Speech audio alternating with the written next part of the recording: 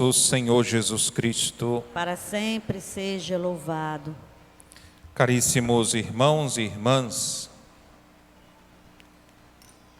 a liturgia, se estamos atentos, a liturgia nos fala da vida eterna, do céu.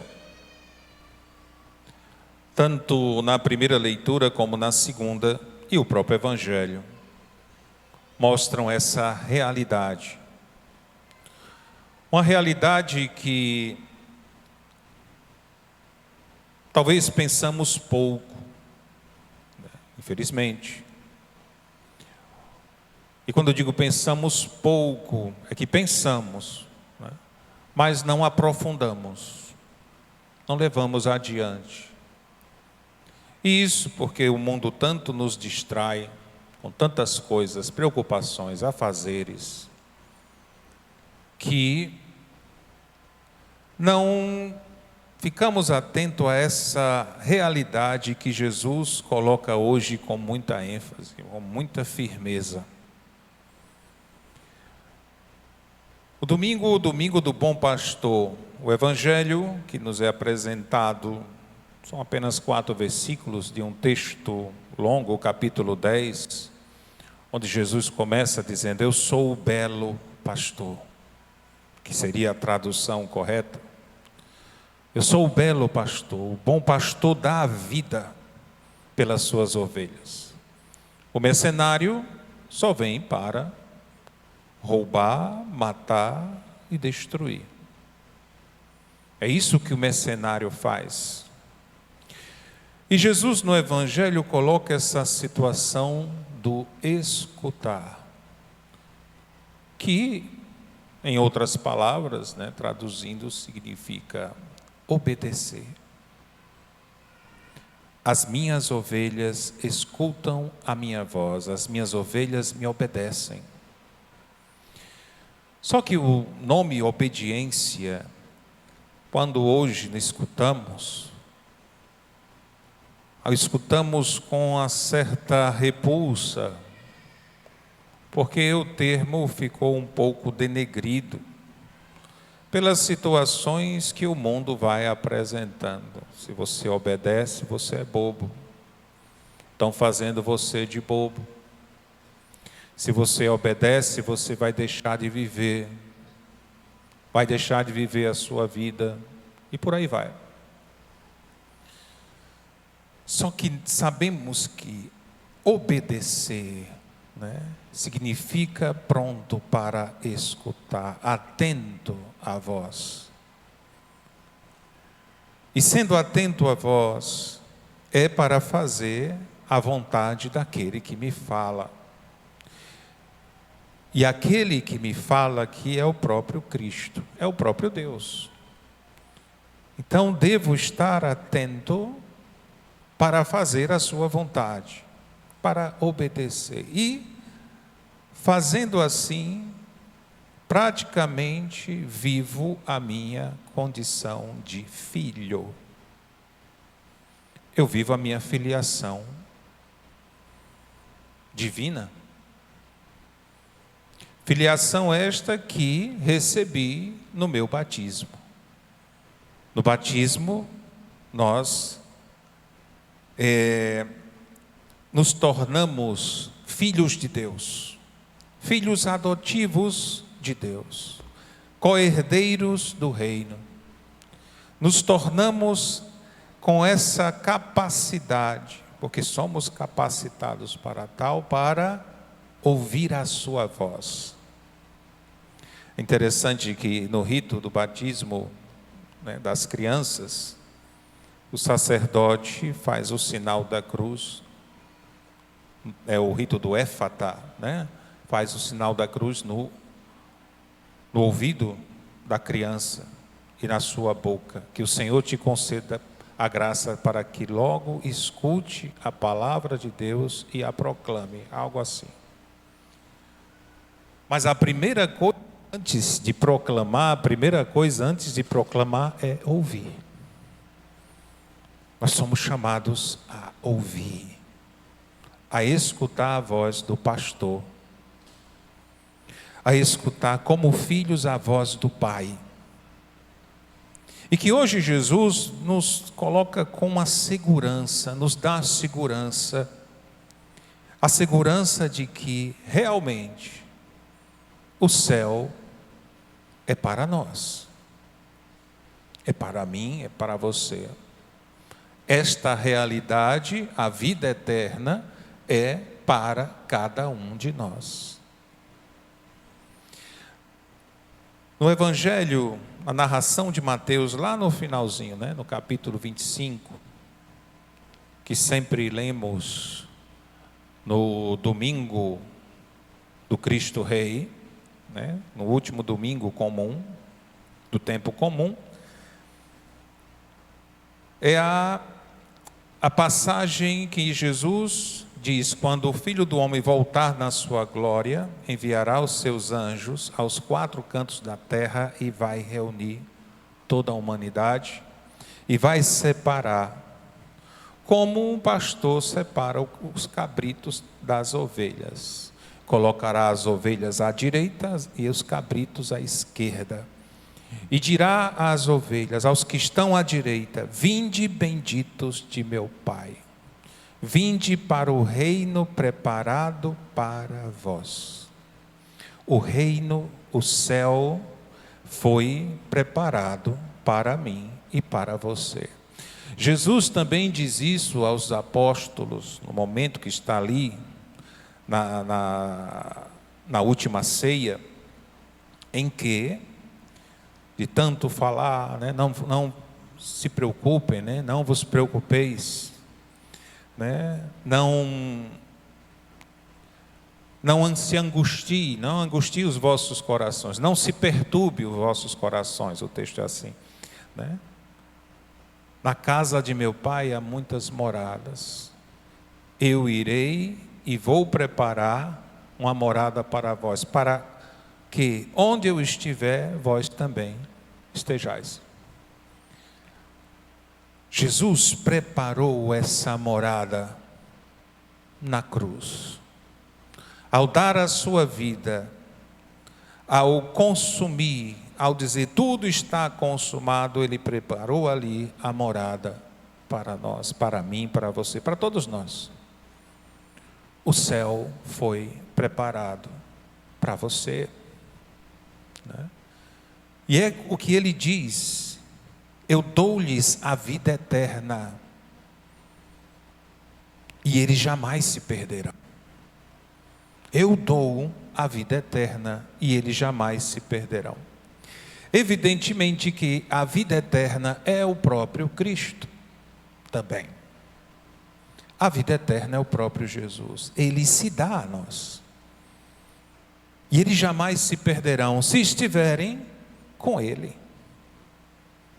Jamais se perderão se estiverem comigo, e estando comigo, sempre me escutar. Porque o mercenário vem, se você chegar em casa, for ler essa passagem, capítulo 10, do Evangelho de João, você vai ver. O mercenário vem para matar, roubar e destruir. Roubar, destruir, matar, não importa a ordem, ele vem para fazer essa desgraça na sua vida. Esse mercenário, ele é mostrado como a figura deste mundo, que diz: não precisa ouvir, viva a sua vida, faça o que você quiser, você é livre, I feel good, faça o que você quiser,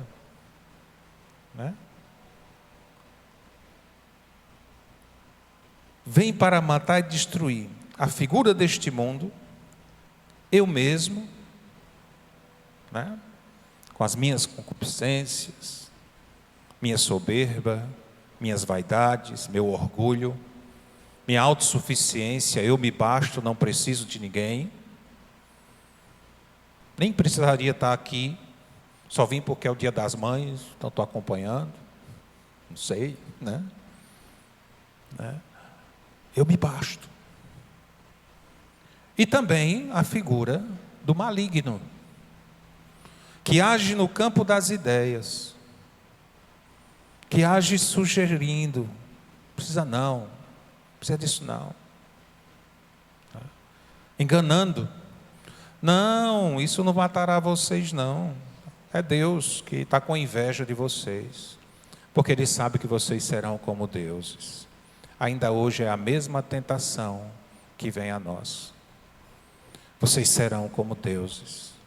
A autossuficiência, o orgulho, a vaidade.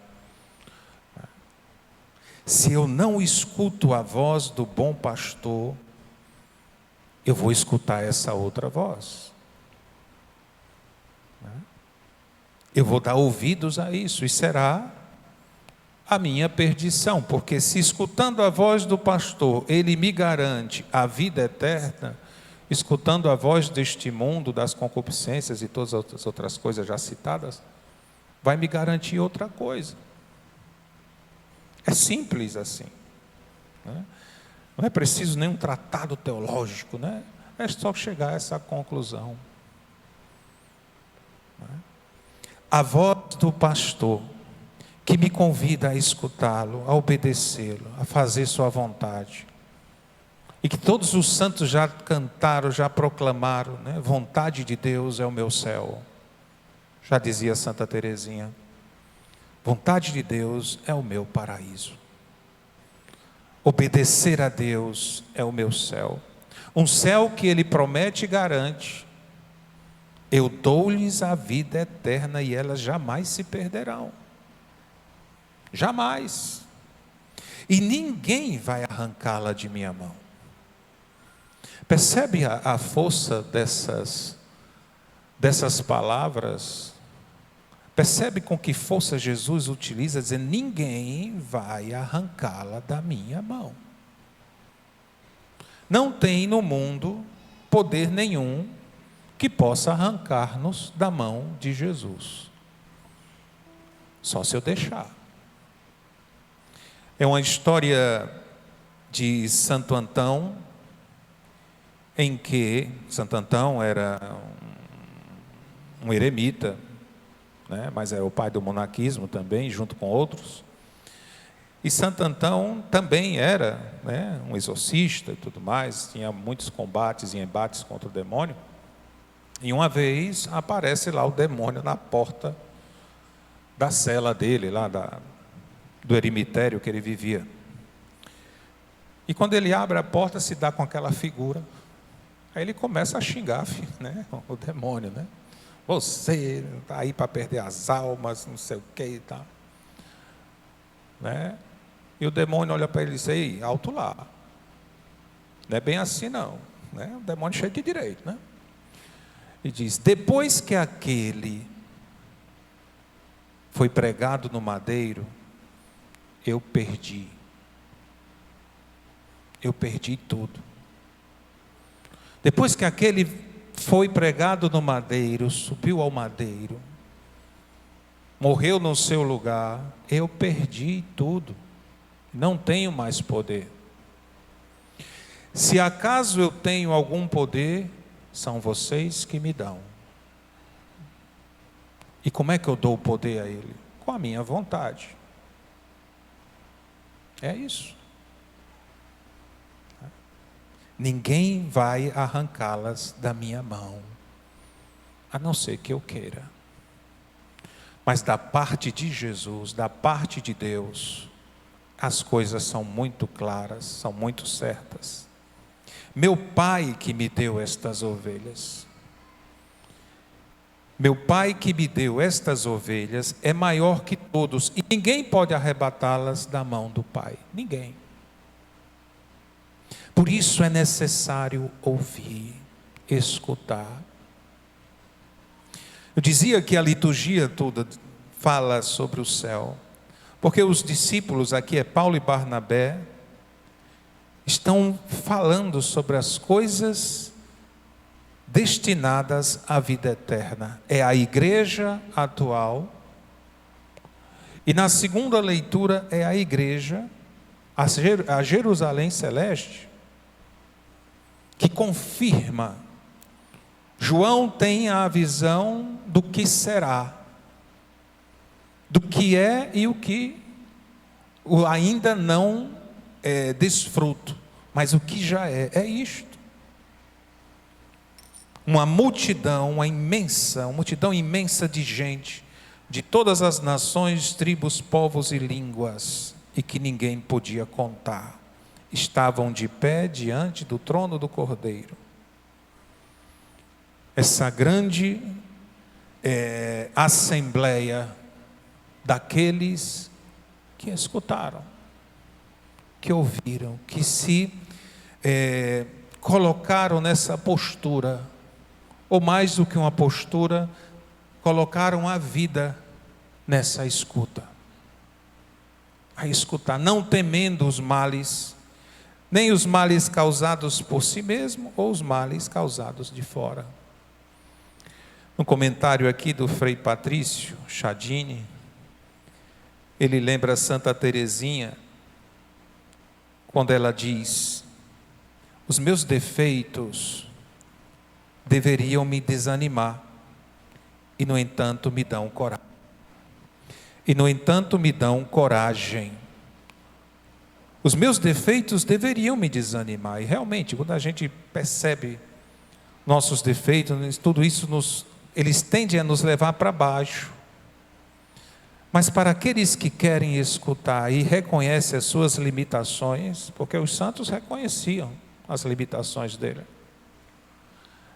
mas reconhecem com um olhar no céu. Santa Teresinha quer dizer com isso que até mesmo com seus defeitos ela fazia de modo que fosse uma catapulta para lançá-la para o alto. No entanto, eles me dão coragem de continuar, coragem de ir em frente. Não vai ser isso que vai me tirar de Deus. Não vai ser esse aperreio. Não vai ser essa preocupação. Não vai ser essa dor. Não vai ser essa decepção. Tudo isso deve me dar coragem. Por quê? Porque Ele me assegurou. Eu dou-lhes a vida eterna e elas jamais se perderão. É uma segurança, Ele deu. E por isso eu tenho coragem de me lançar. Com as minhas limitações, infidelidades e tantas outras coisas, eu me lanço, eu me jogo, eu vou. Percebe? Escutar. Escutar, eu dizia, é próprio dos filhos, da filiação divina. Escutar também, né? É próprio do filho. E é que hoje, né, Dia das Mães, a gente lembra esse aspecto. Porque, graças a Deus, tem muitas mães aqui, mas também são filhas, né? E escutar é próprio do filho. A carta aos Efésios, lá no capítulo 6, vai dizer: filhos, sejam obedientes aos vossos pais. Não é assim? Se bem que esse texto, esse capítulo, né, chega a ser também um desconforto, né, para os maridos, para as esposas, para os filhos, né? É desconforto porque eu não quero escutar, né? Mas quando eu me disponho, isso se torna uma graça. Porque o texto diz: filhos, sejam obedientes aos vossos pais, porque isto é justo. Porque está lá: honrarás teu pai e tua mãe.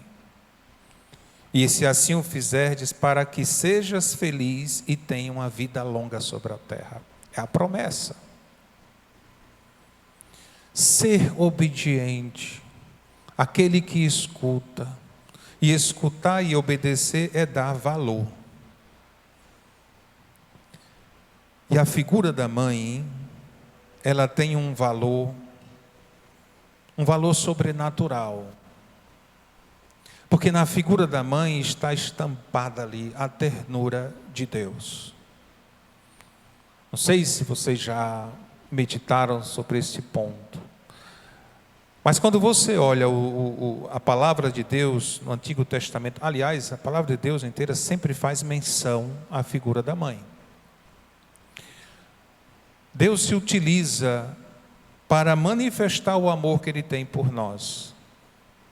E apesar das mães, das suas limitações, o amor que ela tem, né? O amor que a mãe tem pelos seus filhos, pela família, é algo que vai além de suas forças. Uns dizem, é o instinto materno. É a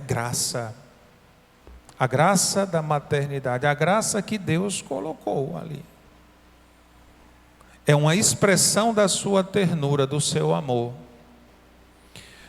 O Senhor fala no livro de Isaías: pode a mãe esquecer do filho que amamenta? Isso é uma coisa, amamentar é uma coisa natural. E uma mãe pode esquecer isso? Vocês que são mães, né? Que podem responder muito bem. Vocês esqueceram de amamentar os seus filhos? Claro que não, né?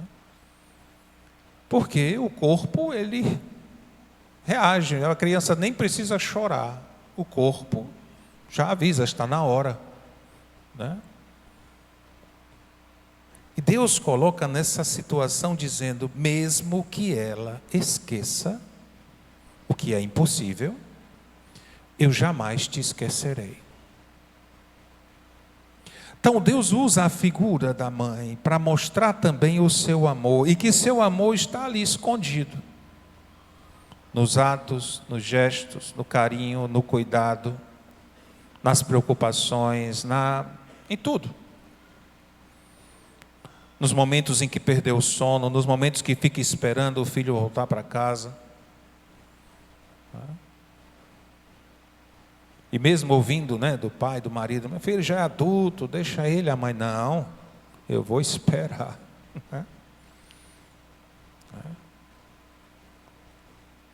Tudo isso revela uma graça sobrenatural que Deus colocou em você. Com seus defeitos, com suas imperfeições, com suas limitações, mas Deus colocou essa graça e percebemos